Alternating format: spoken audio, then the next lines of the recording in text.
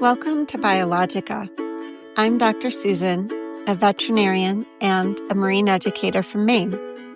On this show, we'll be exploring the many ways that animals and humans interact and that society and nature intersect. Please visit my Patreon or my Podbean page to support the show or to suggest future episodes. Thank you for tuning in, and I hope you enjoy the episode today. Thanks for listening.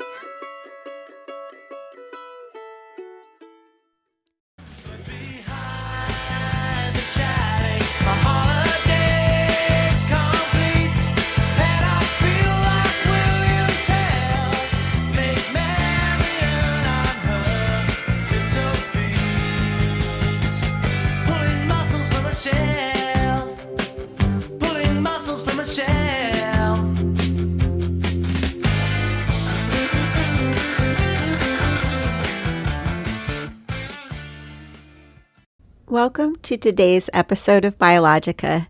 Today's episode is called Shells, Spirals, and Survival, Exploring Mollusk Shell Diversity. Today we'll look at the evolution and diversity of shells that you would find at the ocean, and we'll also look at the activity of shelling or hunting for the diverse shells that one can find there. This is a topic that I'm very passionate about. It is one of the things that changed my life. Shelling with my grandmother from a very young age is why I went on to study biology and later marine biology, one of the main reasons. And to this day, I really enjoy shelling with my daughter, Sky. I'll share some of those stories. We'll go out shelling together in Southwest Florida and see what we can find. And also we'll hear the wind and the waves and the sound of the shells. We'll have the wonderful honor of getting to talk to Geerat Vermeij, a world-renowned scientist. It's very exciting for me because in graduate school, about 2 decades ago, I studied mollusks and their ecology and distribution and genetics. And during that time, I read a lot of papers. It's one of the things you get to do in graduate school. And many of the papers I read were by the scientist that we are going to interview in today's episode. So it was really interesting for me as a learning experience, and also because I've admired his work for many, many years. We'll also hear some excerpts from the literature. We'll hear excerpts from 2 different books by Dr. Vermeij, Privileged Hands, A Scientific Life, which is an autobiography written by him many years ago about his life and his interest in shells. And we'll also hear from a recent book called The Evolution of Power, A New Understanding of the History of Life by Dr. Vermeij. We'll also hear an excerpt from a new book called The Book of Shells, a life-size guide to identifying and classifying 600 seashells, a beautiful book that was one of the holiday gifts to my daughter, Sky. The Book of Shells is written by 2 authors. I'm not sure I know how to pronounce their names. It's M.G. Hara-Sawicz and Fabio Moretzon. So my apologies if I mispronounced that. We'll have a chance to talk with Sky herself about her experiences shelling from a young age as well. We'll also hear an excerpt from poetry about shells, a little sampler from the classics, and finally, an excerpt from the book A Gift by the Sea by Anne Morrow Lindberg. If you live someplace cold and you are in the dark of winter just past the solstice, prepare to escape to a tropical beach and look for little colorful gems there in the sand. And wherever you live, prepare to delve into the science behind seashells. This is a topic very dear to my heart, and I'm really excited to explore it with you today. Just a heads up that this episode ends up being longer in the total timeline than the typical Biologica podcast episodes. Honestly, I really geeked out on this subject and had so much fun doing it, but the episode is an hour and a half long, so feel free to split that in half Or for your planning purposes, the first half includes the scientist interview as well as many of the beach outings and the interview with my daughter, Sky, about shelling. The second half really delves into some beautiful and interesting literature about shells, both scientific and more symbolic literature, and also includes some poems and scientific articles. So that's kind of the deep dive, but a lot of the interview content is in the first half. Just for your planning purposes, and for those of you who do listen to the whole episode, thanks for staying with me, and I'd love to talk with you sometime about shells and mollusks. All right, hope you enjoy it. An excerpt from the Book of Shells. Shell collecting. Since prehistoric times, humans have acquired shells and accorded them a treasured status. Seashells have been used as tools and currency. They have been incorporated or depicted in ornamental and ritualistic objects. They have held significance for many cultures, even those far from the sea. The business of gathering shells as specimens goes back to Roman times at least. Collections of shells are among the artifacts found in the ruins of Pompeii. The expansion of the known world in the late Middle Ages led to a fascination in Europe with curiosities brought from distant lands. Merchants and aristocrats assembled collections of rare objects, including shells, that became symbols of their wealth and prestige. Scholars were employed to arrange, organize, and publish on these vast collections, many of which became the foundations of major museums. Before going to our interview, let's take a moment to explore the shoreline in Bonita Beach, Florida, and look for shells. I'm sure the wind is interfering with this recording, but I've come shelling here at Bonita Beach. This whole area, Bonita Beach and Fort Myers Beach and Sanibel Island, are wonderful areas for looking for shells. Mostly by shelling, I'm thinking of mollusk shells, although occasionally we find polychaete worms or corals, all kinds of evidence of invertebrate creatures. Here I'm just picking up a pretty conch shell. Oh wow, I'm right next to a family of dolphins. Looks like an adult and a baby, literally right next to where I'm shelling. I've been shelling on this very beach since I was about 6 years old with my grandmother. It's kind of unbelievable, but we used to get up, we'd go to bed early and get up every morning for 2 weeks, every spring, at 4:30, and we'd come out, we'd get back at about 9 or 9:30. We'd literally walk a 3 or 3.5 mile beach, starting in the dark, and then going all the way to the point and coming back.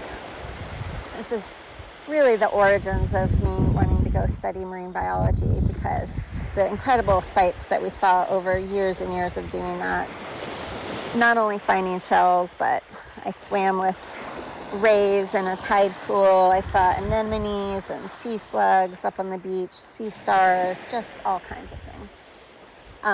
But mostly we looked for shells, and at night I would close my eyes and just could picture all the shells as I fell asleep, and I'd hear the waves and imagine the shells that they were washing up for the next morning. I was a little bit obsessed, but it was really fun and wonderful thing to do with my grandmother. Then my daughter, Sky, one of my two daughters, really took to shelling with me as a child when she was about 5 or 6. And just this week we got up at 5 a.m. to come out here in the dark and the cold. It was a cold November morning, but we got down here with our flashlights and the sun rose. And we didn't find a ton of shells that morning. It wouldn't be as fun if it were always easy. Sometimes they're really wonderful and other times harder to find. As I'm saying this, I'm again watching an adult dolphin and a tiny baby dolphin sort of right in the shoreline waves just right next to me. It's kind of amazing. Take my hand and go walk with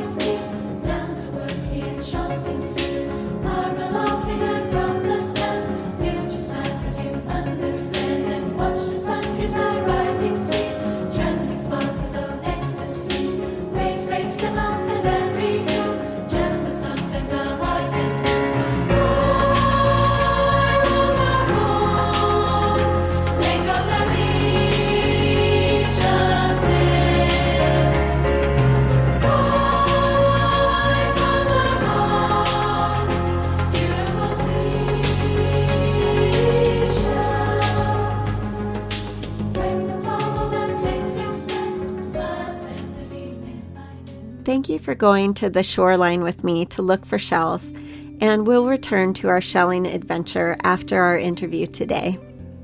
Before we delve into the biology and diversity of seashells, two definitions are in order. First, the definition of shell. This is from the Book of Shells, a life-size guide to identifying and classifying 600 seashells. What is a shell? As broadly defined, a shell is a hard outer covering that encases certain organisms, usually for the purpose of protecting them from the environment. Many organisms, ranging from microscopic foraminifera to turtles, produce shells using a variety of materials. Today we're going to dive deeper and look at a specific type of shell. What we often think of as the seashell is a shell of a mollusk.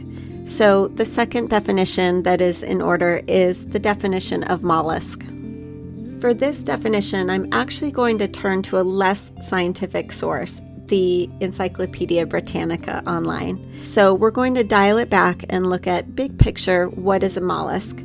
And I hope by the end of today's episode you share my personal enthusiasm for mollusks. I think they're one of the amazing groups of creatures on this planet.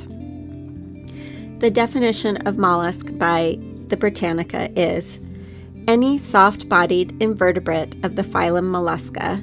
Just a side note, an invertebrate, as you most likely are well aware, is any animal that lacks a vertebral column or backbone.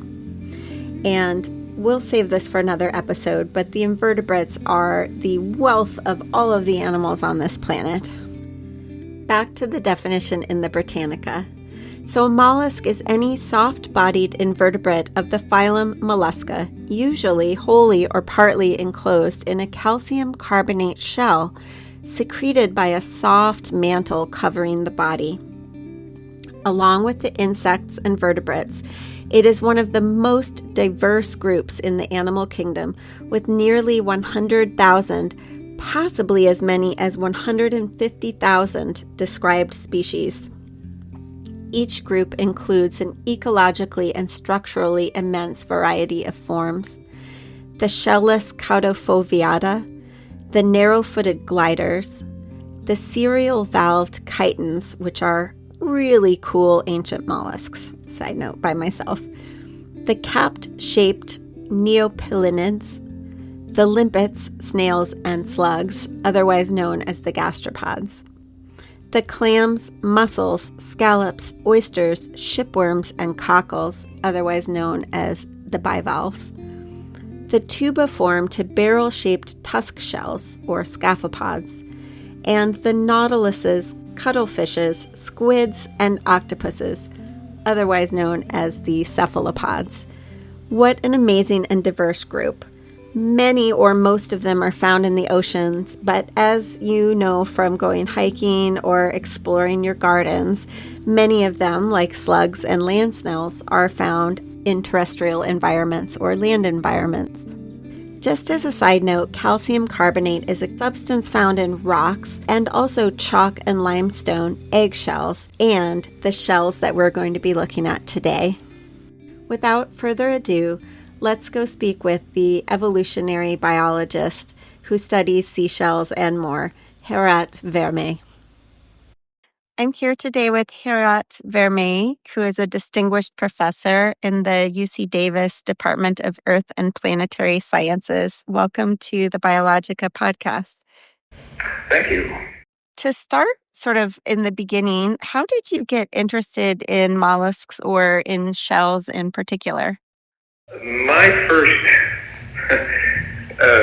meeting with shells was as a small boy in Holland, and picking up shells, I was always fascinated with them. But I have to say, the real sort of more scientific inclination came when I was about 10, and I had a fourth grade teacher who brought shells to her classroom from Florida, and they were so different from the ones I had known, and so beautiful in many ways that I was totally smitten, and I declared at that age that I was going to be a conchologist. It's really cool to have that connection to Florida shells. I think I mentioned in my email that while not an expert, I have a love of shells, and that stemmed from visiting Southwest Florida with my grandmother when I was a child, and we would get up before sunrise every morning and go looking for shells, and I was always amazed by them. They're just so diverse and beautiful. It is one of the best places in the world, I think, for picking up shells on the beach. That's really cool. And, you got an interest in them early. Did you stick to that, or did you kind of do some different things in your studies and circle back to it, or was it kind of all along your passion? It was really a question of expansion. I have always been interested in shells and mollusks. I've never wavered. But as I grew older, my interests truly expanded a great deal to encompass fossils and all kinds of other phenomena, including things like paleoceanography and economics, extinction, all sorts of other topics.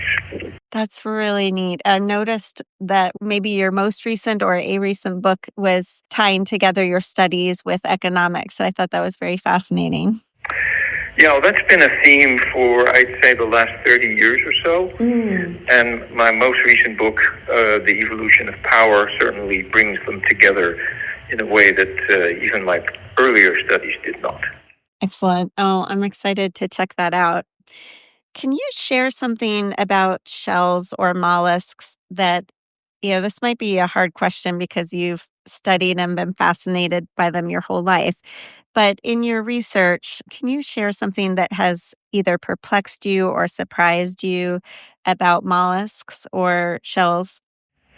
Well, pretty much everything surprises and perplexes me. There are many things that mollusks tell me that I was very lucky to hit upon, really, and shells do form an ideal subject for the things I work on. There are a couple of things. For example, this has been well known for a long time, but it's nonetheless really striking that shells conform to a mathematical spiral called the logarithmic or equiangular spiral, which is that the shell retains its shape more or less as it grows. My mother used to have me help set up her classroom each summer at the end of the summer. She was a math teacher, and one of the things I remember hanging on the wall of her classroom was a diagram of a spiral shell bisected in half so that you could see the mathematics graphed on this image of the spiral of the shell. What's fascinating is not that they adhere to that logarithmic spiral, but how and why they deviate from it. So that's one interesting thing. Another, of course, is as defensive or armored objects and how they're built and which aspects provide what kind of protection from, let's say, predators and other challenges that these organisms meet. And shells are wonderful structures in which to investigate that, especially because we can do this in fossils. And, mollusks have a rich record going all the way back to the early Cambrian, more than 530 million years ago. Oh, I didn't think about that because it's a hard structure that you can kind of track back so far that way. Yep. And what's wonderful, and I guess the thing that really impressed me from pretty early on is how that architecture of shells has really changed over time. The early ones were less armored, less protected, if you will, than the later ones have tended to be. Oh, that's really interesting. Have you pondered or posed a thought as to why that change might have occurred over time? Oh, sure. That's been a central focus of a lot of my work, a lot of my career, really. And the book I mentioned earlier, this Evolution of Power, has a lot to do with it. So in my contention, there is always strong selection for as much power as an organism can muster given its circumstances, and that's a big caveat. And that therefore means that on the whole, we should see and do see an increase in individual level and collective power.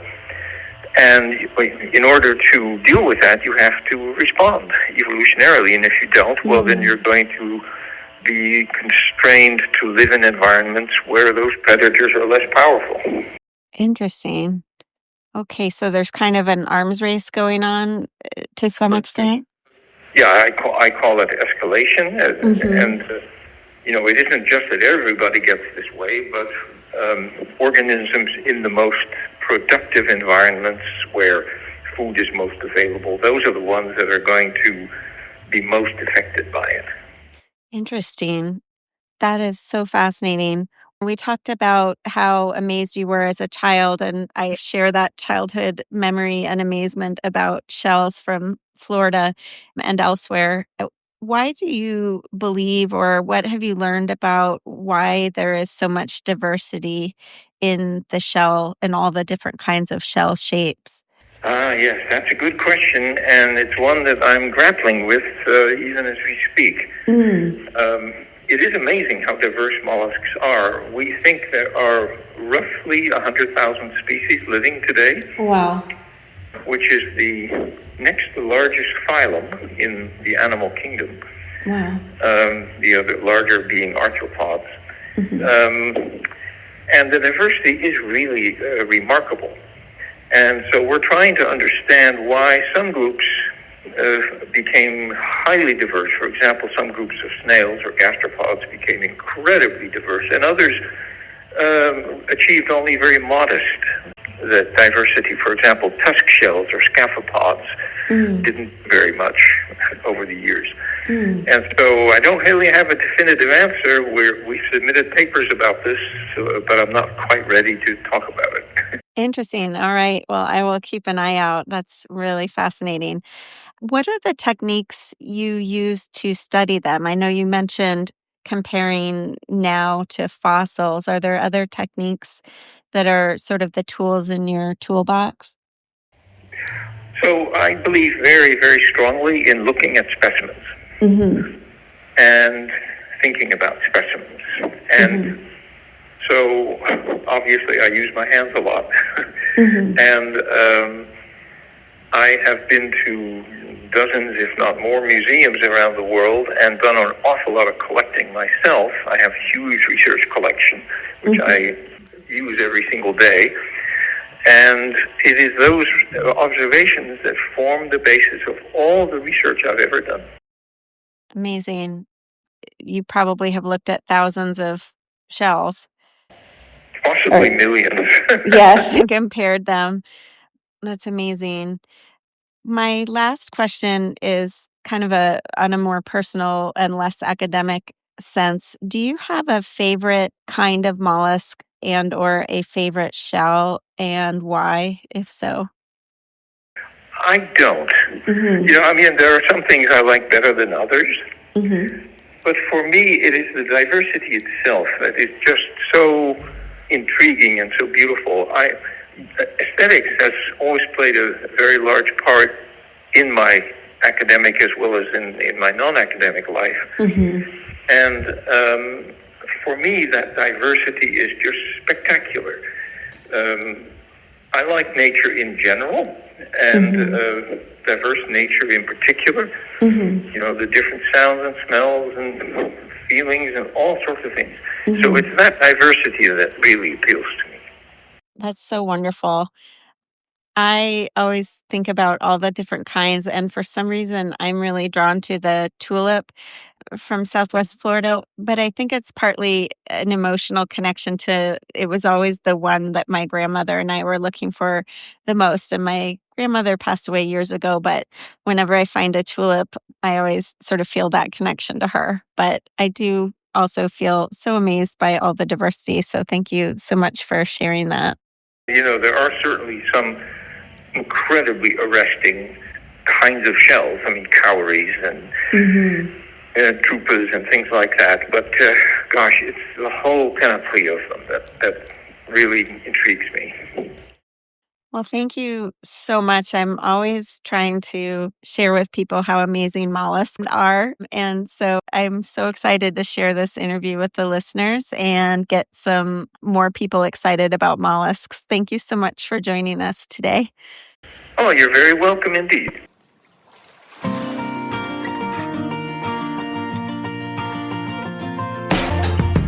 Trying to turn things around, usually it ends in a spiral. I got a few watching now, they're on free trials. Each day I wake up, say tomorrow I'll eat well, so I'll look good on this shelf. I'm a shell of myself, washed up and not clean. If you really can't tell, you're not listening.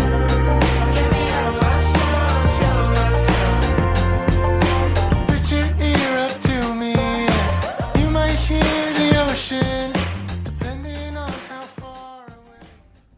It was fascinating and an honor for me to speak with Dr. Vermeij today. I'm going to be including several links in the episode notes where you can look at some educational videos where they interview and show some of his work. And also I'll link to his research page. I'm going to read excerpts from 2 of Dr. Vermeij's books. But before doing that, let's return and see what else we can find at the Florida seashore. All right, we're going to see what kinds of shells we see. Morning I find is best, but it is low tide right now. So it's actually not a bad time to be looking for a daytime, even though there's some other people out here. They're doing all kinds of things, and it could be that this time of day I might find something interesting. When I was a kid, it was all about what was rare and beautiful. And Sky and I have noted that over the years, what is rare can shift a little bit, because when I was a child, a conch shell was very rare, but now we find them quite a bit more often. And when I was a child, cat's eye shells were more common, and now I find that they're rare. So that can shift a bit, but also the beauty of them. Everybody often has a personal favorite. For me and my grandmother, and still to this day, my personal favorite are tulip shells. I'll even keep fragments of tulip shells, and I can't find one every year. It's part of what makes them so special. Every few years I'll find one. On a rare year I'll find 2, but I can go years not finding any. Interestingly, the ecology is that often the most rare shells are the predators. Tulips and whelks are predators, so there just aren't as many of them as there are bivalves or filter feeders that shells are feeding on plankton or scraping algae off things. There are more of them by number. The dolphins are cruising right past me right now, by the way. I'm sitting here watching them, talking about shells and watching the dolphins too. It's quite beautiful. So the predators are less common. The deeper species, the species that are subtidal or beneath where the tides go up and down, they may never be exposed to the shallow waters unless the right current gets them and brings them up on shore. So an example of that are the cone shells. Cone snails are, in fact, poisonous. You have to be careful if you ever were to find a live one, but that's not common unless you're a scuba diver. And on the beach, they're not very common.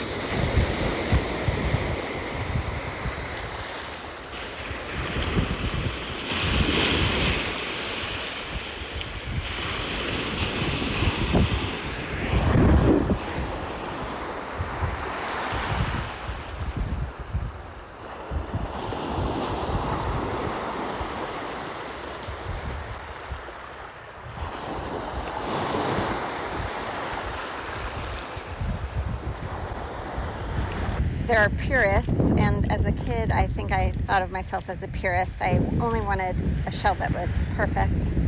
The certain rare shells that were in perfect condition. If it was broken, I would throw it back. Oh, here's a really pretty olive shell. Just bending down to pick it up. As an adult, I become a little less of a purist. If there's a common shell, but it's a really pretty version of it, like a scallop with beautiful colors, or if it's a fragment that's interesting, broken in a way where you can see the inside whorls of a whelk, or a fragment of a tulip that's just really beautifully colored, I'll save those because,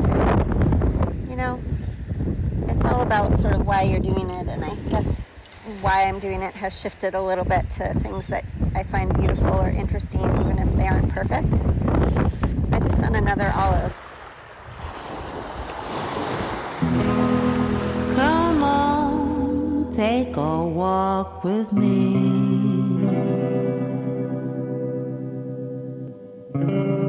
Take my hand, we move in peace.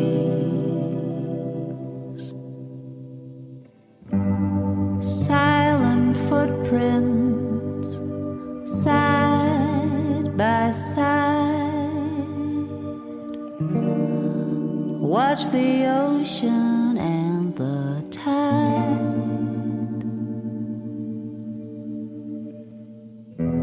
Stepping backwards, tracing time.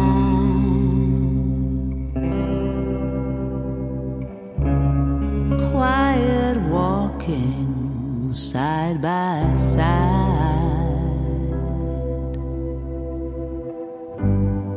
As we lean into the breeze, pulling back, swimming upstream.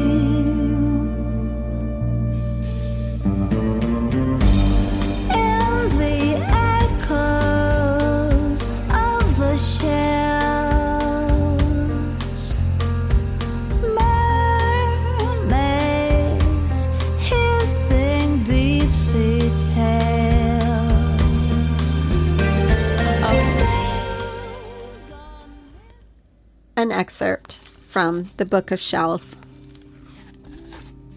Shells are the external skeletons of mollusks. Like ancient volumes or tablets, they record the history of the animals that made them. Shells archive every aspect of the animal's life, from its early larval stage through the years, decades, or, in some cases, a century or more of life. If fossilized, they may preserve this information for hundreds of millions of years. ... Subtle features of shape and condition provide a wealth of information about the species or even the individual specimen. The presence of large varices and spines indicate that the animals live on hard substrates, while smooth, tapered, elongated shells are characteristic of animals that burrow into sand or mud. Similarly, delicate, frilly spines that remain unbroken reveal a calm subtidal habitat, while worn or eroded shells are indicators of exposure to waves. Repaired shell breaks or incomplete boreholes bear witness to attacks by predators, while traces of encrusting organisms, boring sponges, and symbionts all add information about the life and times of the animal that produced the shell. Before we take another trip to the beaches of Florida, let's take a look at a beautiful shell that's part of my collection. It's a trumpet triton. The interesting story of this shell is that it actually was my payment for house sitting for 2 weeks. Right after college, I was asked to house sit in California. When they returned, my payment was, in fact, a large trumpet triton shell. People have laughed about this over the years, but in the end, I think that I came out okay on this deal because this is one of my favorite specimens. Now let's talk to my daughter Sky about her experiences and thoughts about shelling. So Sky is here with me. Sky, what is one of your favorite things about shelling? Why do you enjoy shelling? I have a lot of good memories attached with it, like getting up early and going outside when like nobody else is awake. And I think it's like Where's Waldo, except it's like way cooler. It's just kind of Fun to look for everything. yeah, like knowing what you're looking for, but then as soon as you like find the first shell or you like see the first thing, then your like eyes are kind of trained for it and you just start like picking up on all these little details, and it's kind of just like a cool experience. What's your earliest memory?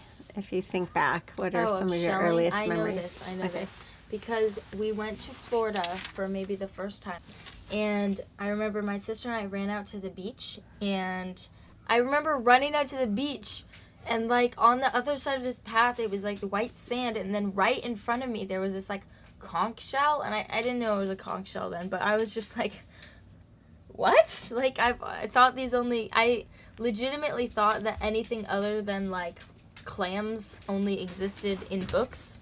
Like I thought they were just like made up things. Mythical. Yeah. So I was like, it was like seeing a unicorn. I was so excited. That's amazing.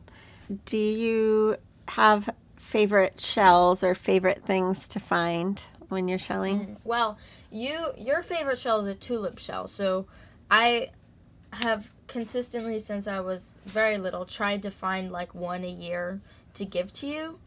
Your eyes are Yes, better than mine these days. So I have like a lot of like I feel I get like visceral excitement when I like find a tulip shell. But other than that, honestly, like I've always been partial to the little swirlies because they're just like they're so common, but then I really like them.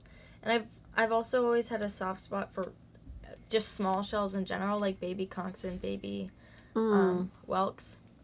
And then we found this giant living horse conch once. Oh my gosh. And that has forever gotten me hooked on horse conchs. So That was amazing. that was really cool. I feel like, wasn't its body kind of like orangish It was yellow? covered in algae. It was covered in algae, and the then shell was? and then the foot was like bright reddish pink. Reddish pink. Like the same color Okay. as that. It was like Wow. That was Oh, incredible. so cool. And this thing was like, it was like the length of my forearm, wasn't was it? It was giant. huge. it was giant. And didn't we like walk or swim it out We had really I deep? think we just literally chucked it. Did we chuck I it? think we just chucked it. All right. Well, hopefully that thing is out there still, just doing its thing. I bet they're predators. I'll have to look that up. Yeah, that was incredible. Yeah, we've had a lot of good memories out there. All right. Well, thank you so much for the years shelling with me and for doing this interview. Just to reach you, Julia, Julia, ocean child calls me, so I sing the song of love, Julia.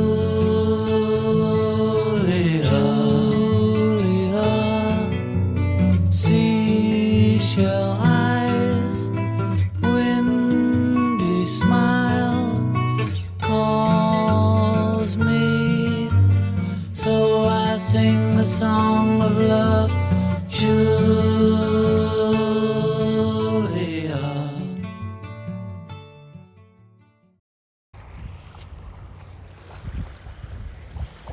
Walking past another group of terns. Haven't found too many shells, but it's fun just looking, and I found a few little things that I'm keeping. My favorite time of shelling is early morning, before sunrise and during sunrise. There's a new kind that's happening here I'll tell you about in just a minute.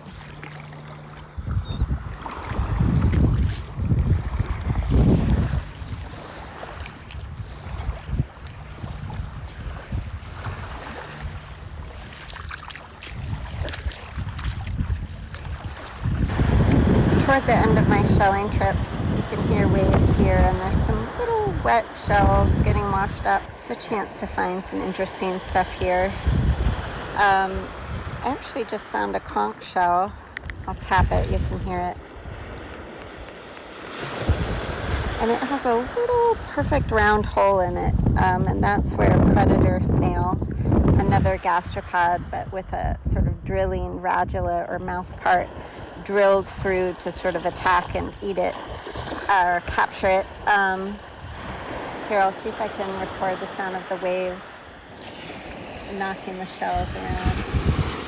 Just touch them with my hands so you can hear them. Not unlike the sound the shells make when the waves hit them. Also finding a lot of these, what we always call kitten paws. They're a little bivalve. I'm finding a lot of them attached both sides of the bivalve. Oh, there it's. No, it's a much lovelier sound when the waves hit them. Here we go. I'm glad I captured that. And so I'm finding a lot of double attached bivalves. I picked up a clamshell with a really beautiful little pattern here. Here's a black jingle, and here's a scallop. As I mentioned, I do like to pick up scallops that have really gorgeous colors. It's another bivalve or two-shell hinged creature. I'll talk a little bit about that, I hope, but they come in gorgeous colors. Reds, oranges, purples, yellows, and all the mixes in between there. This one it looks like a beautiful sunset, really. I'll get a picture of it. And with that, I'll sign off of our shelling adventure. An excerpt from the Book of Shells.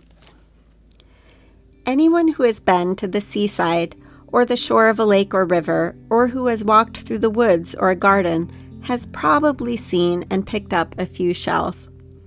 Many will have brought these shells home and formed the rudiments of a casual collection on a bookshelf, in a shoebox, or in the garden, without giving the matter further thought.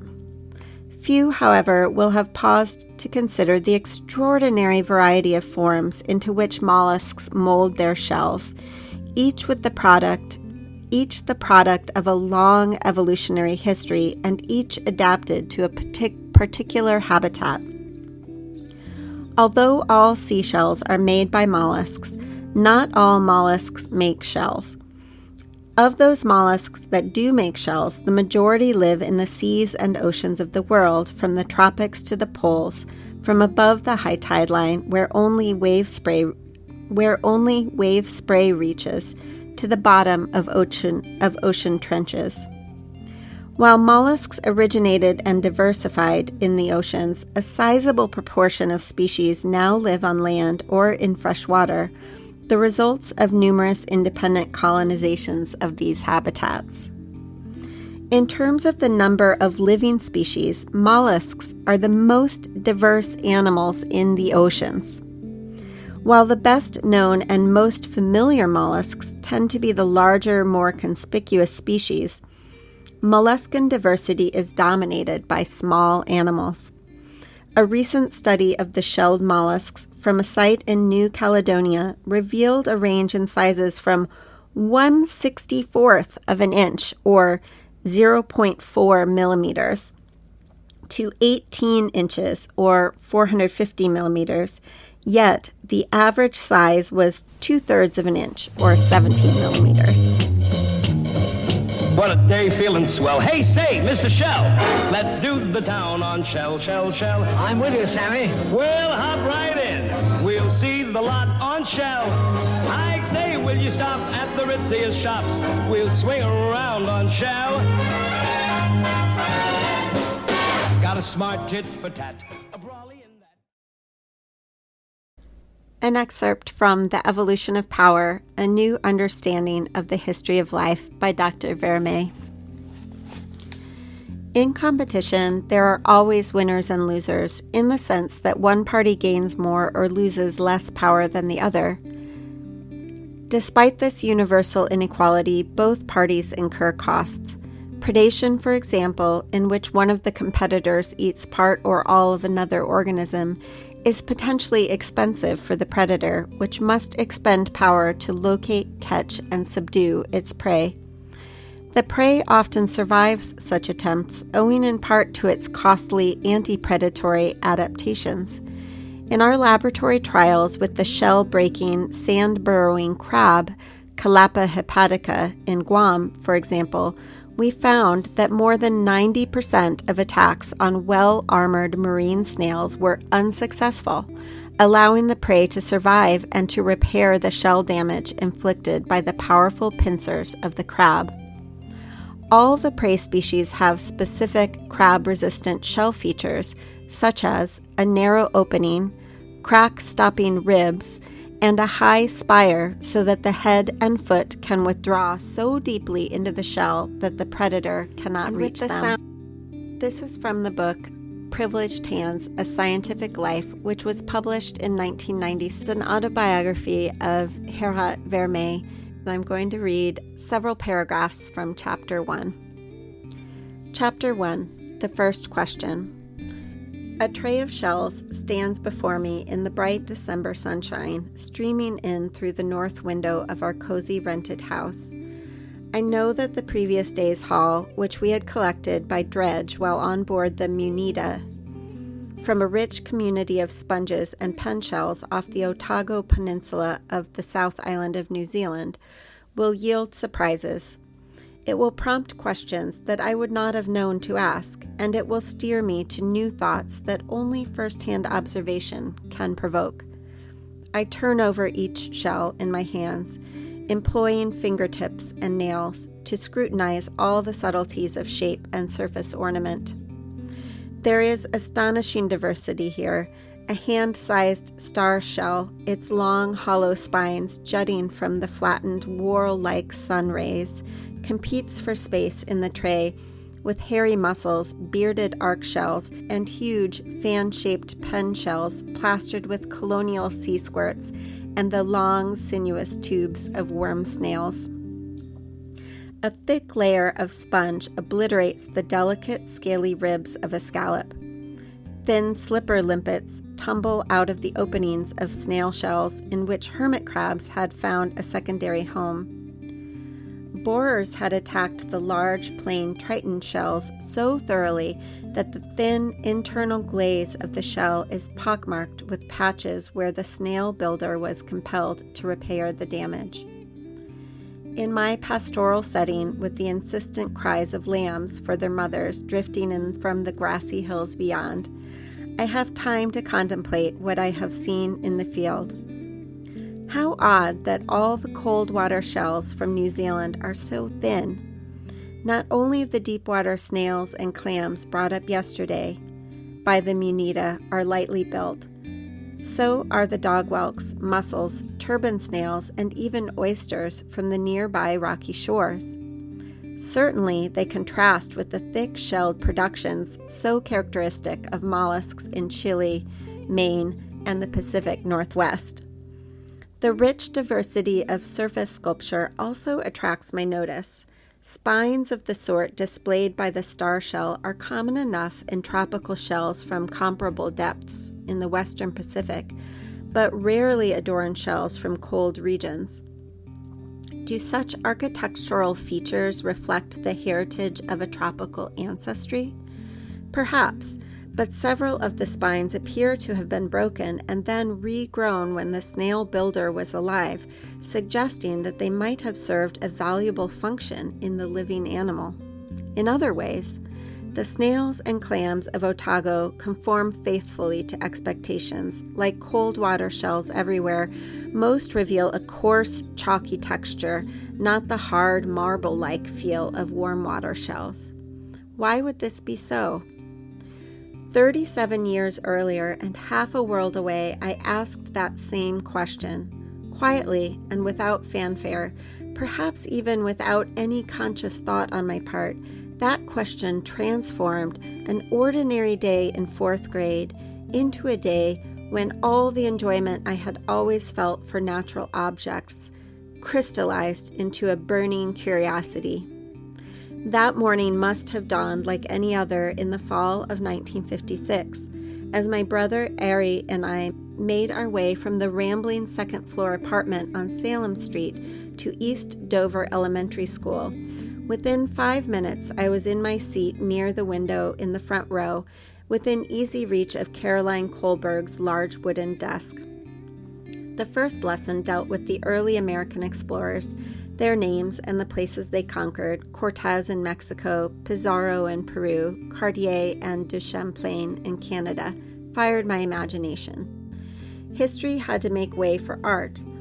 Although pictures drawn with pencil or pen held no meaning for me, Mrs. Kohlberg insisted that I participate. My assignment was to produce a catalog of leaf shapes, each leaf carefully traced with a stylus on a sheet of braille paper laid on a board to which window screening had been nailed. A sharp raised outline of the leaf would appear on the back side of the paper to be carefully labeled. The simple ovate leaves of cherry, apple, and lilac posed no problem. Maple and oak, with their lobes and toothed margins, challenged my untrained hand. My habit of working quickly through assignments left me with oceans of free time. Oblivious to what the rest of the class was doing, I avidly lost myself in the pages of the newly acquired 7-volume Braille dictionary that stood on the long table at the front of the room. Ludicrously, it bore the title of Vest Pocket Dictionary. For a time, I wondered if the publishers had meant vast instead. But on this day, there was something new to divert my attention. Always eager to decorate the wide windowsills of her sunny classroom, Mrs. Kohlberg had brought to school a few shells and pieces of coral that she had acquired on her frequent travels to the west coast of Florida. My strategic location next to the display afforded ample opportunity to sneak a quick look. I was prepared to like what I saw. Back in the Netherlands, I had already grown fond of shells. A successful day at the beach meant a good haul of cockles, wedge shells, and razor clams.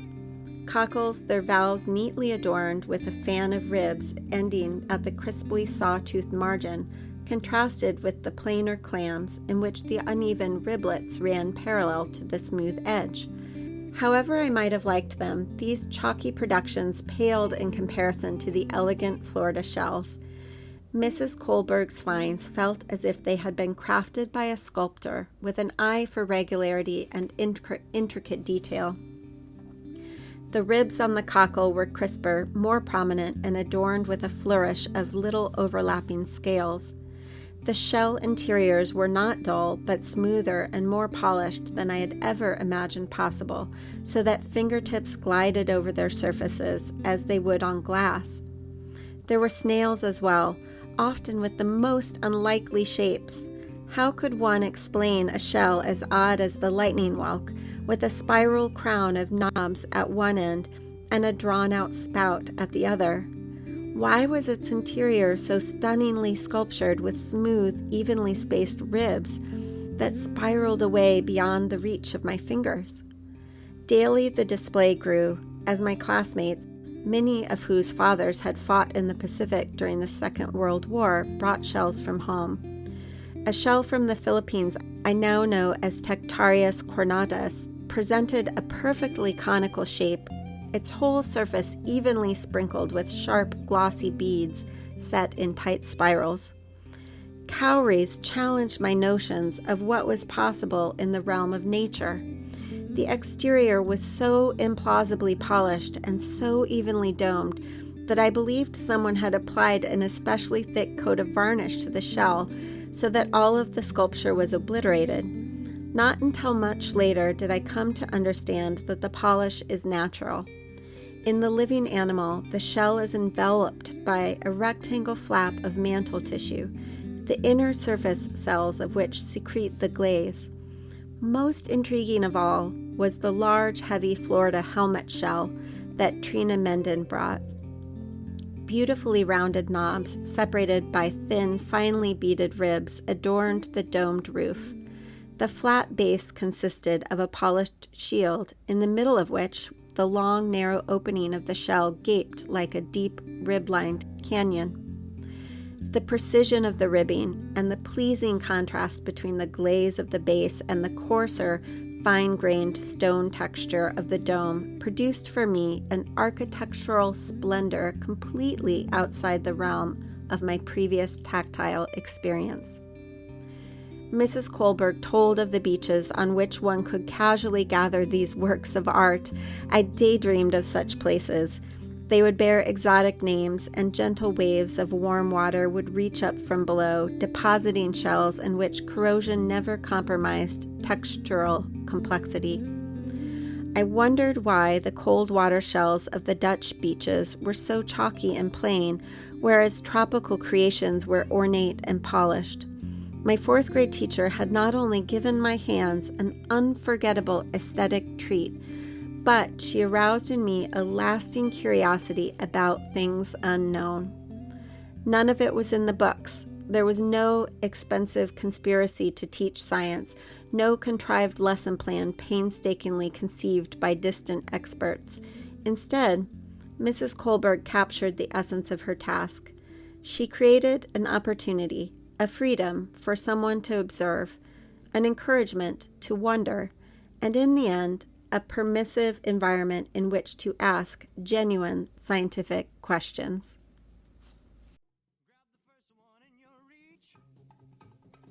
Now we're gonna shake the beach. Do the clam, do the clam. Grab your barefoot baby by the hand. Turn and tease, hug and squeeze.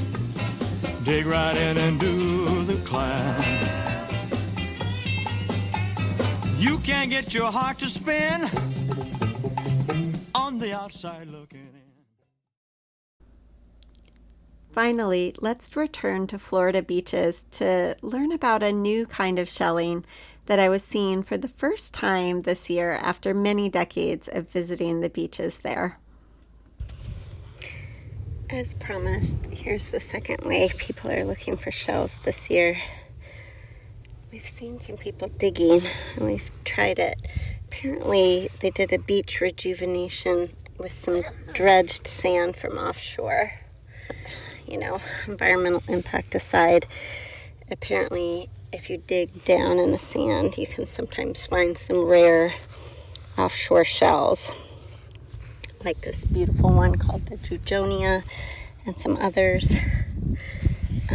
Sky and I have been digging some today. I don't know if you can hear this. And sort of sifting through. I'm about in a hole that's maybe past my knees anyway. Maybe about not quite to my hips. And we've turned up some interesting little shells. No giant ones, but I found a really tiny tulip, and then Sky found a sort of smallish but beautifully striped tulip. So, as I described earlier, one of our favorites, and it's tiring though, harder than walking down the beach, so I'll probably only have a couple more digs in me here. But kind of feels like being an archaeologist. It's fun. There's some people down the beach from us that are literally in a hole where you can only see their head. They've dug that far down. They've been digging all day with shovels and sifters. They're like really going for it. We don't quite have the right equipment for that. All right, I'm going to sign off here. Good little sampler of shelling.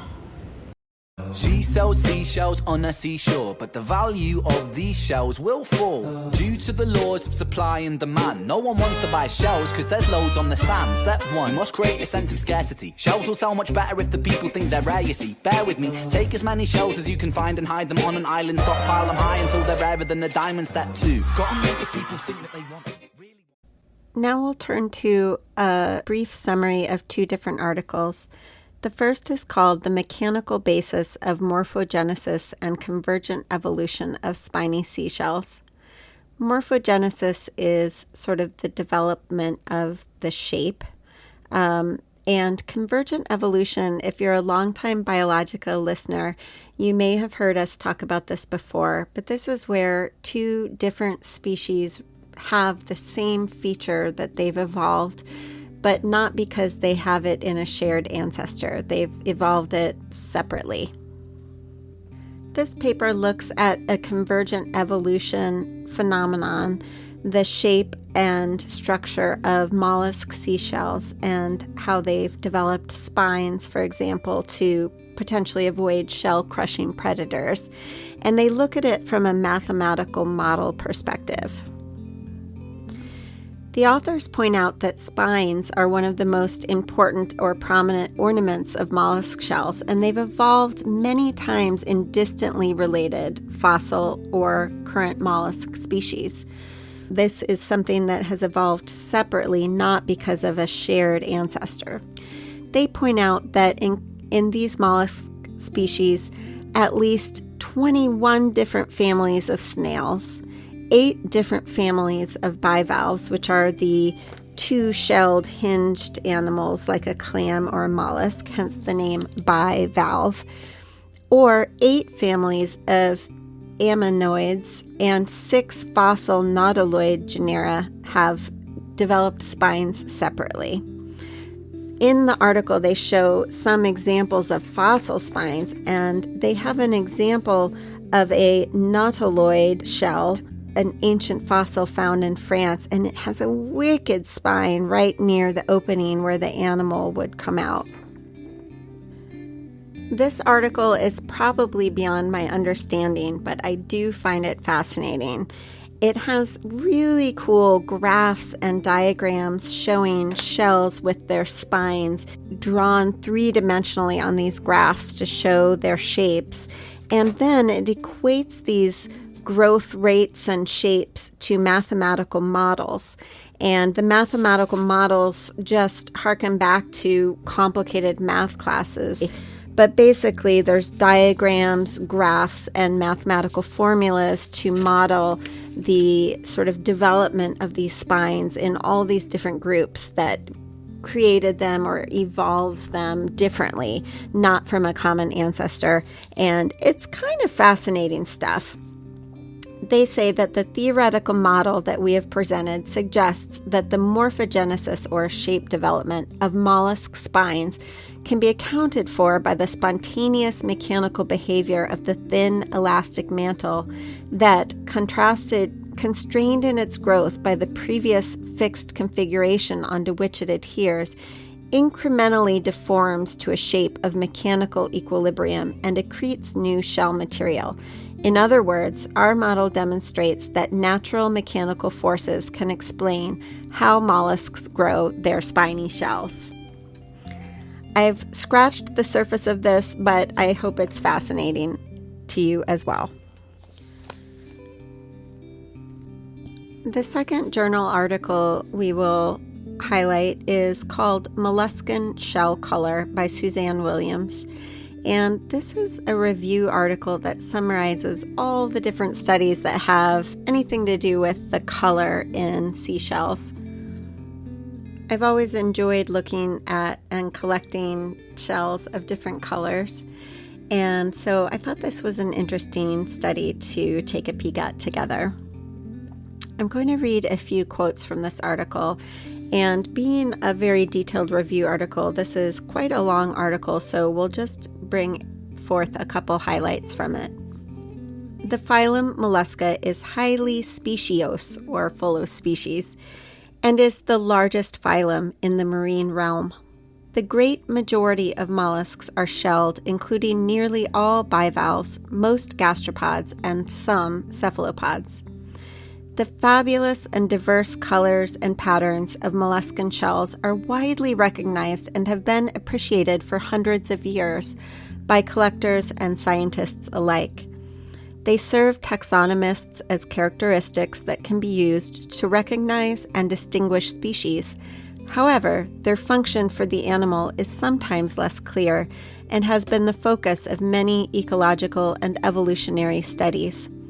Despite these studies, almost nothing is known about the evolution of color in molluscan shells. Side note that this article is about 9 years old, but it does have a lot of interesting information in it. Molluscan shells are produced by the outer fold of the mantle, which is that sort of soft part of the body. And both shell growth and pigmentation or color are under neurosecretory control. Neurosecretory means that the nervous system, which is kind of like our brain and spinal cord and nerves, in their system, their nervous system controls the secretion of pigments that create the patterns and colors on the shell. Pigments are produced by the mantle and incorporated into the shell along the growing edge, the position of which continually changes over time as new shell is added. Skipping ahead, shell color has been shown to be associated with shell strength in certain species.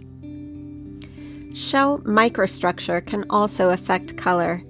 Nacre is made of aragonite tablets arranged in layers or columns. This makes the shell appear iridescent, but also confers greater strength than other shell structures. Just as a side note, nacre or the nacreous layer is often found as the inside layer as a shell and has that sort of pearly, mother of pearl, iridescent appearance. Years ago, I did an educational program for NASA scientists that were studying this layer to see if it could be applied to sort of human materials that were made really strong and flexible for NASA purposes. And they were studying pearls and that nacreous sort of mother of pearl layer that shells lay down.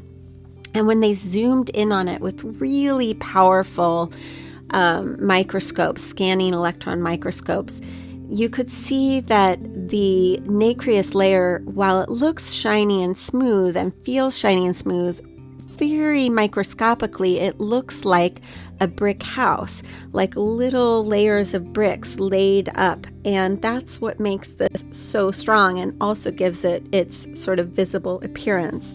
I will link to a picture of the nacreous layer because it's really cool when you look at it close up.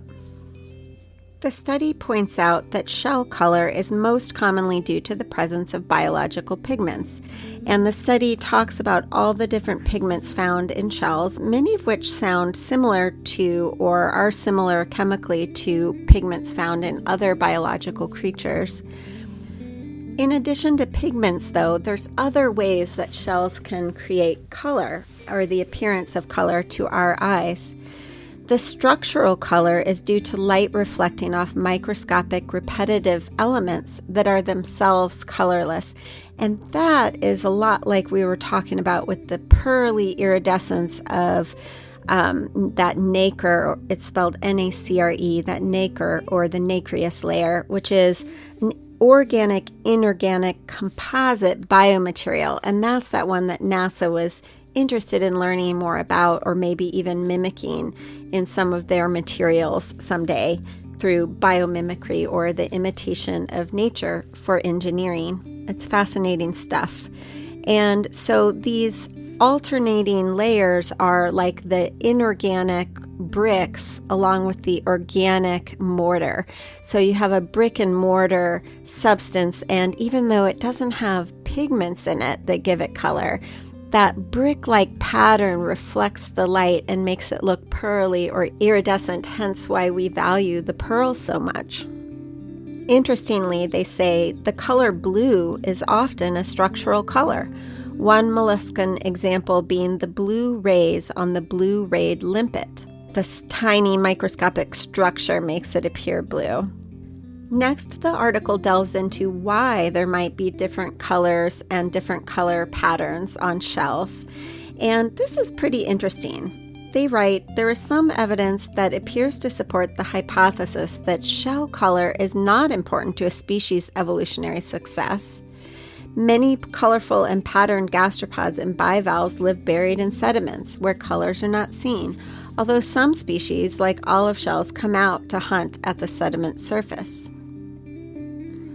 they also probably aren't very important to interspecies interactions, because the authors point out that most mollusks, with a few exceptions, most mollusks have poor vision. Now, there are some exceptions there. Scallops have many eyes, blue eyes, in fact, and octopi have very complex eyes, which I remember learning in marine science classes in undergraduate school. Had some convergent evolution aspects with our eyes, in fact. But even though the authors point out that in some cases color may be accidental or not that important in why it developed, in many cases, studies have shown that it can be very important in both crypsis, or hiding, sort of camouflage, and also mimicry, pretending to be like another species that might be toxic, for example. And this helps protect them from predators that might in fact have better eyesight. Quote, "There has likely been strong pressure on shell color and pattern to serve as camouflage or warning since the Cambrian explosion and the development of the first image-forming eyes, as predators evolved better visual acuity and color vision." So that reminds me of that escalation or arms race that Dr. Vermeij was talking about in the interview. And in this case with color, as predators developed better eyes, the prey, in this case some of the mollusk species, developed shell patterns that might either hide them or might fool the predator into thinking that they were a dangerous species. Maybe they... Here, several pages further, the authors write, "Evidence in shelled mollusks of the use of color and pattern for warning is rare, but may occur in toxic cone and olive shells." And here they actually cite a 2015 article by Vermeij along with several others. Okay, this reminds me that I actually have an absurd personal story to share. Excuse me, no pun intended. To share about a toxic cone snail that I encountered and the ridiculous sort of call to poison control I had on my vacation. So maybe I will share that at the end of this episode and you can have a nice chuckle about this. Finally, quote, "Environment and diet may play an important role in shell color, even when color is inherited." The authors go into a lot more detail about both the chemistry and the genetics of color in mollusks. Because we talk about how humans and animals connect, I always love to connect to how our nature or science or animal topic inspires people in terms of literature or poetry, and wind up the episode with some excerpts from the literature. And today we'll hear an excerpt from Anne Morrow Lindbergh from The Gift from the Sea, and we'll also hear 3 short poems about seashells. For the Anne Morrow Lindbergh excerpts, I turned to an NPR excerpt from 2006 where they pulled out some of the writings. Quote, "I began these pages for myself in order to think out my own particular pattern of living, my own individual balance of life, work, and human relationships. And since I think best with a pencil in my hand, I started naturally to write." Channeled Whelk. "But his shell, it is simple, it is bare, it is beautiful, small, only the size of my thumb. Its architecture is perfect, down to the finest detail. Its shape, swelling like a pear in the center, winds in a gentle spiral to the pointed apex. Its color, dull gold, is whitened by a wash of salt from the sea. Each whorl, each faint knob, each crisscross vein in its eggshell texture is as clearly defined as on the day of creation. My eye follows with delight the outer circumference of that diminutive winding staircase up which this tenant used to travel. My shell is not like this, I think. How untidy it has become. Blurred with moss, knobby with barnacles, its shape is hardly recognizable anymore. Surely it had a shape once. It has a shape still in my mind. What is the shape of my life? Moonshell. We are all, in the last analysis, alone, And this basic state of solitude is not something we have any choice about. It is, as the poet Rilke likes to say, not something that one can take or leave. We are solitary. We may delude ourselves and act as though this were not so. That is all. But how much better it is to realize that we are so, yes, even to begin by assuming it. Naturally, he goes on to say, we will turn giddy. Naturally, how one hates to think of oneself as alone, how one avoids it. It seems to imply rejection or unpopularity. An early wallflower panic still clings to the world. One will be left, one fears, sitting in a straight-backed chair alone, while the popular girls are already chosen and spinning around the dance floor with their hot-palmed partners. We seem so frightened today of being alone that we never let it happen. Even if family, friends, and movies should fail, there is still the radio or the television to fill up the void. Women, who used to complain of loneliness, need never be alone anymore. We can do our housework with soap opera heroes at our side. Even daydreaming was once more creative than this. It demanded something of oneself, and it fed the inner life. Now, instead of planting our solitude with our own dream blossoms, we choke the space with continuous music, chatter, and companionship, to which we do not even listen. It is simply there to fill the vacuum. When the noise stops, there is no inner music to take its place. We must relearn to be alone. Double sunrise. We all wish to be loved alone. Don't sit under the apple tree with anyone else but me, runs the old popular song. Perhaps, as Auden says in his poem, this is a fundamental error in mankind. For the error bred in the bone of each woman and each man craves what it cannot have, not universal love, but to be loved alone. Is it such a sin? In discussing this verse with an Indian philosopher, I had an illuminating answer. It is all right to wish to be loved alone, he said. Mutuality is the essence of love. There cannot be others in mutuality. It is only the time sense that is wrong. It is when we desire continuity of being loved alone that we go wrong. For not only do we insist on believing romantically in the, quote, one and only, the one and only love, the one and only mate, the one and only mother, the one and only security, we wish the one and only to be permanent, ever-present, and continuous. The desire for continuity of being loved alone seems to me, quote, the error bred in the bone of man, for there is no one and only, as a friend of mine once said in a similar discussion, there are just one and only moments. Oyster bed. Yes, I believe the oyster shell is a good one to express the middle years of marriage. It suggests the struggle of life itself. The oyster has fought to have that place on the rock to which it has fitted itself perfectly and to which it clings tenaciously. So most couples in the growing years of marriage struggle to achieve a place in the world. It is a physical and material battle, after all, for a home, for children, for a place in their particular society. In these years, one recognizes the truth of Saint Exupéry's line, love does not consist in gazing at each other, one perfect sunrise gazing at another, but in looking outward together in the same direction. For in fact, man and woman are not only looking outward in the same direction, they are working outward. Observe the steady encroachment of the oyster bed over the rock. Here one forms ties, roots, a firm base. Try and pry an oyster loose from its ledge. I am very fond of the oyster shell. It is humble and awkward and ugly.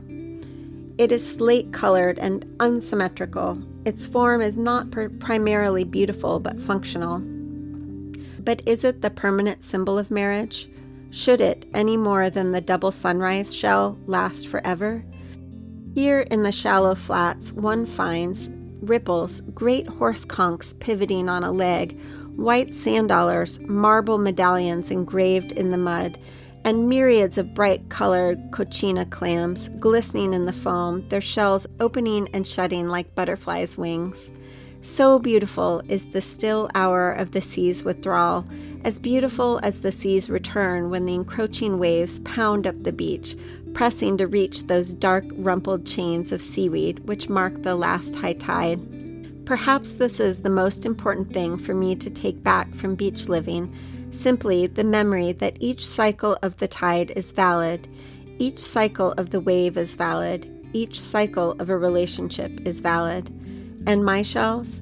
I can sweep them all into my pocket. They are only there to remind me that the sea recedes and returns eternally. Anne Morrow Lindbergh, as excerpted by NPR. A final and somewhat wild anecdote from my life. The funny story that I am ready to share, even though it's a bit embarrassing. We took the girls as a special event to Hawaii. Hawaii just boggled my mind and also made me feel so relaxed and so immersed in nature. We met a family friend who lived there and took us to a sort of locals beach that not many people knew about. We drove sort of into this back dirt road and walked in and found a little spot. And while the girls played in the ocean waves, which were strong waves, I was looking along the shoreline for shells. I did collect a few different shells. I found several different little shells, including a small cone snail shell. And as I think we did mention earlier in this episode, the cone snail is in fact has a toxin. It has a sort of a barb, which is a modified mouth part that it can sort of shoot out or send out to attack its prey. And the toxin is actually poisonous to people, pretty poisonous. It can actually cause death in people. And it's very rare because it's actually a subtidal shell. It's typically found at depths that only scuba divers would be going to. And so by the time they're found on a beach, occasionally found on a beach, there's usually not a live animal inside. But I always check because I want to make sure I don't accidentally pick up something dangerous or toxic.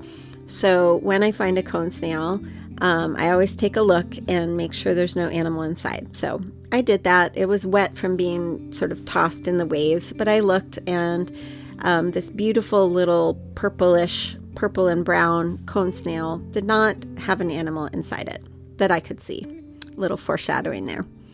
I proceeded to hunt for shells with all my finds in my palm of my left hand. I would walk along and bend down and pick up other shells and add them to my left hand. So I had all of the little shells, including the cone snail, in my left hand. We went to find Daisy the Jeep, and I asked Kyle if I could show him my shells. And I opened up my hand, and there on my hand was a cone snail that was in fact live, and its foot had come out of the shell.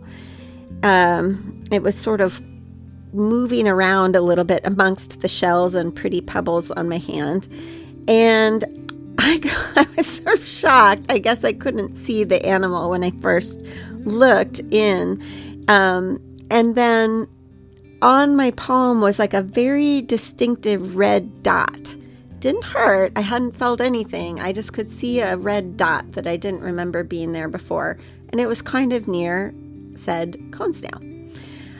Fast forward, we're driving to a little local lunch place that my family friend was taking us to. And I'm on the phone with poison control, trying to describe to them what happened and ask their advice. And the person at poison control expressed some confusion. She said, "That's not one I've really gotten a lot. Hold on, let me do a little research," and put me on hold. I, meanwhile, had tied my beach shirt, my sun shirt, around my arm like a kind of modified partial tourniquet. And I was holding my arm up in the air. I think I had some thought process that I could prevent a toxin from moving toward my heart or my bloodstream from the peripheral site where I had been holding the cone snail. I have no idea if there was any validity to that. So I'm on hold on poison control with my arm tied with a shirt with my hand up in the air. And the poison control says they're going to call me back. So we go into lunch because I was like, well, I don't know what else to do. So I'm in a lunch place seated at the table with my family friend. I just hadn't really explained yet why my arm was sort of held in the air with a shirt tied around it. I got a couple funny looks in this local little cafe. Then my phone rang and I just exited the building to talk a little more with poison control. You know, it's normal family vacation kind of thing. So I'm outside and poison control says, asks if my lips are numb or if I have any facial swelling, that sort of thing. I said, no. They said, well, we're not really sure, but we think that's a good sign. But call us back or go to the emergency room if like anything happens like that. I said, okay. And meanwhile, I also kind of looked at a reputable medical site. I know Googling is always worrisome, but I think in my memory it was the Mayo Clinic, perhaps. It was a somewhat reputable medical site, which said that in fact the symptoms leading to death could occur at any time 2 weeks following an exposure.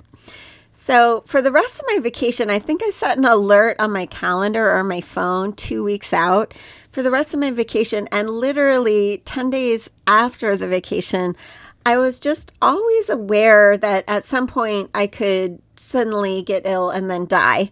And then at the 2-week mark, my alarm or calendar notified me that I was out of the window of potential death by cone snail. So that was a unique and random little family vacation experience that I had with a cone snail. I still always look, but my tip out there, if you find a cone snail, is to look 2 or 3 times very carefully, because apparently they can hide in there quite well.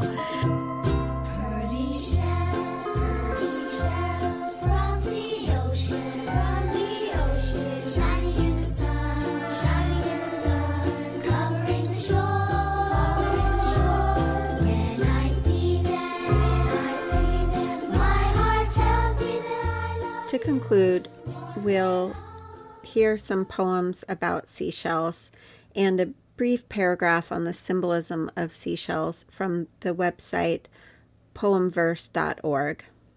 The symbolism of seashells in poetry. Seashells have long been cherished for their symbolic significance. They evoke themes of beauty, mystery, and the eternal rhythm of the ocean. Poets have embraced these symbols, infusing their verses with the essence of seashells. From the conk's call to the seashell's whispers, these metaphors transport us to the ethereal world of the sea. Conch shells, with their spiraling chambers, often symbolize the journey of life and the cyclical nature of existence. They capture the ebb and flow of time, reminding us that all things must eventually return to the sea. Seashells, in general, are seen as vessels of memory and the passage of time.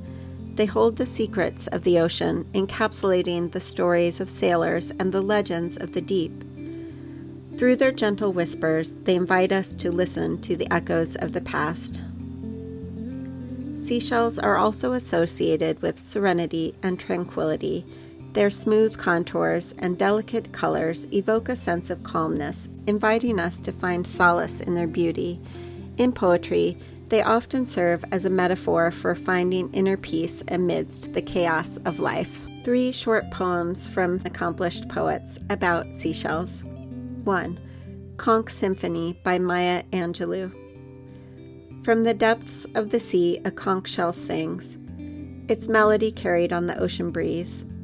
A symphony of whispers, ancient echoes it brings, a tale of forgotten kingdoms and lost seas. With spiraling chambers, kissed by mother of pearl, this conch shell holds secrets of the watery abyss.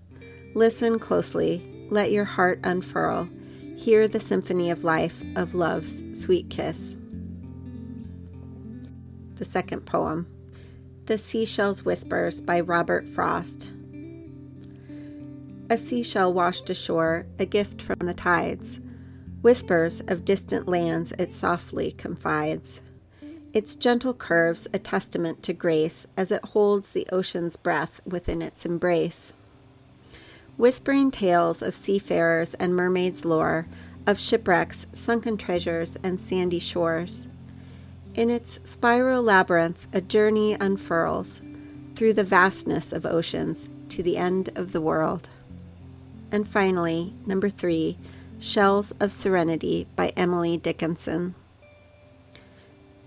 On the sandy canvas of a tranquil beach lie shells of serenity within our reach, each one a vessel of the sea's embrace, a fragile memory, a moment in space. As the waves retreat, they leave behind tiny treasures forgotten by time. In their crevices, whispers of the sea, a soothing balm for hearts longing to be free. The upcoming amazing song is a jazz musician playing music on different sized conch shells, and I'll link to that in the episode notes.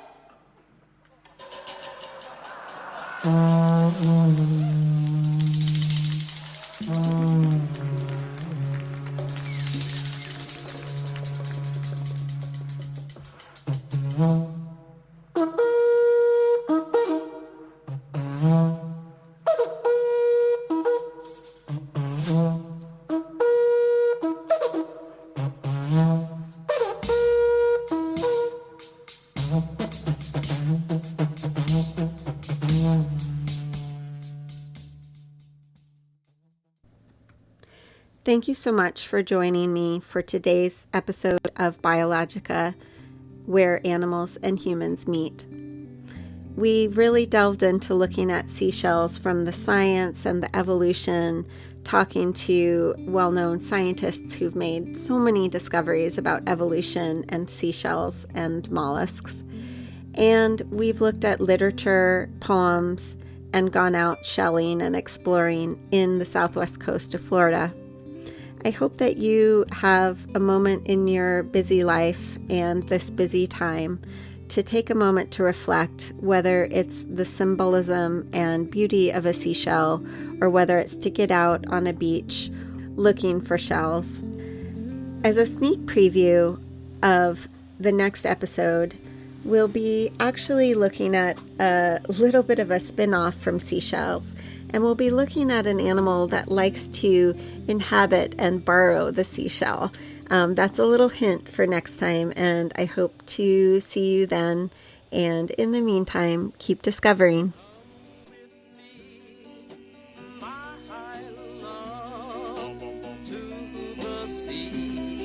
The sea of love. I want to tell you how much I love you.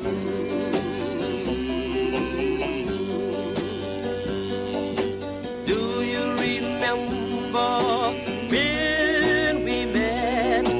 That's the day I knew you were my pet.